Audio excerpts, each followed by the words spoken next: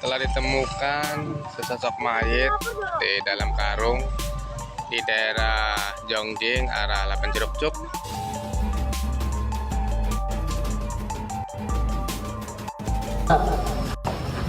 Halo Tribuners, bersama aku Mega Setia dan kamu sedang menyaksikan Hype, membahas berita terkini yang lagi hype banget.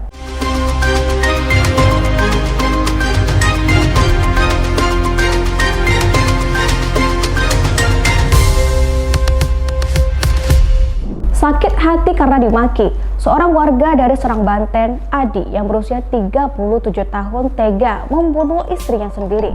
Diketahui Tribuners, istrinya tersebut bernama Junaisi meninggal dunia dengan cara yang tidak wajar dan dibuang ke tempat sampah.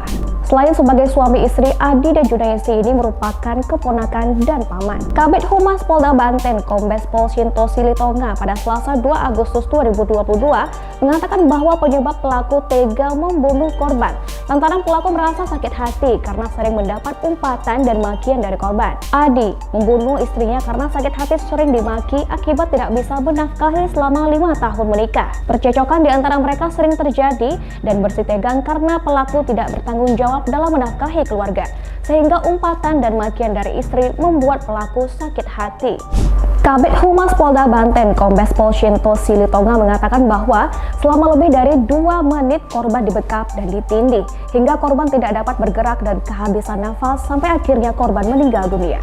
Guna menghilangkan jejaknya Tribuners, Adi membuang jasad istrinya dengan membeli 2 karung plastik besar sehingga jasad istrinya sempat disimpan di dalam kamar rumah selama sehari untuk menunggu kondisi lingkungan aman dan sepi. Pelaku juga memasukkan peralatan dan bahan bekas ke dalam karung untuk mengaburkan bahwa di dalam karung itu sampah. Tribuners, sebenarnya bagaimana awal mula identitas istrinya tersebut bisa terkuak? Shinto Silitonga mengatakan upaya pengungkapan kasus itu dilakukan menggunakan Scientific Crime Investigation setelah aparat Polda Banten menerima informasi penemuan korban pada Sabtu 30 Juli 2022 sekitar pukul 8 waktu Indonesia Barat. Tim penyidik berhasil memperoleh informasi awal tentang identitas korban dan nomor induk kependudukannya. Selain menggunakan teknologi kepolisian tersebut, kata Shinto, tim penyidik Satreskrim Polres Serang juga telah menyebar informasi ke publik, baik itu berupa flyers di media sosial ataupun di media, untuk mendorong partisipasi publik mengenali identitas korban. Kemudian Tribuners, pada Minggu 31 Juli 2022 sore ada 2 anggota keluarga yang datang ke RS Bayangkara, di mana mereka mengaku telah kehilangan anggota keluarganya. Setelah melihat langsung kondisi korban, satu keluarga meyakini bahwa korban adalah anaknya. Hal itu diyakini pihak keluarga berdasarkan ciri-ciri primer dan sekunder pada tubuh korban.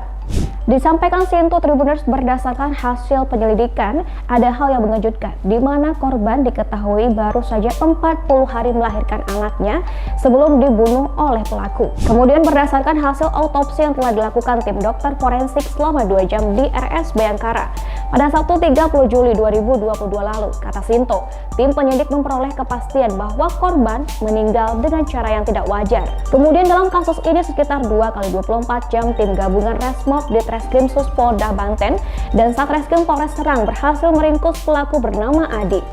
Pelaku berhasil ditangkap pada Senin 1 Agustus 2022 kemarin. Setelah dilakukan pemeriksaan terhadap pelaku, kata Shinto, penyidik memperoleh fakta bahwa Adi alias PW merupakan suami sekaligus paman kandung dari korban, di mana pernikahan korban tersebut tidak mendapat restu dari keluarga, di mana mereka masih dalam ikatan hubungan keluarga. Atas perbuatannya tersebut, Tribuners, tersangka kemudian dijerat dengan persangkaan pasal 338 KUHP tentang pembunuhan dengan ancaman pidana 15 tahun penjara.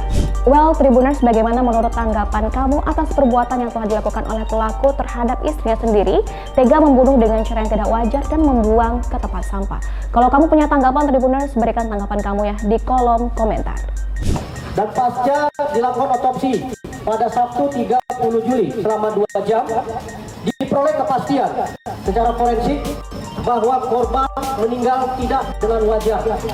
Korban meninggal tidak dengan wajar, sehingga disimpulkan bahwa korban adalah korban pembunuhan ambil yang tilam untuk kemudian membekap tilam tersebut pada bagian kepala korban dan menindih korban sehingga tidak mempunyai ruang gerak untuk melawan.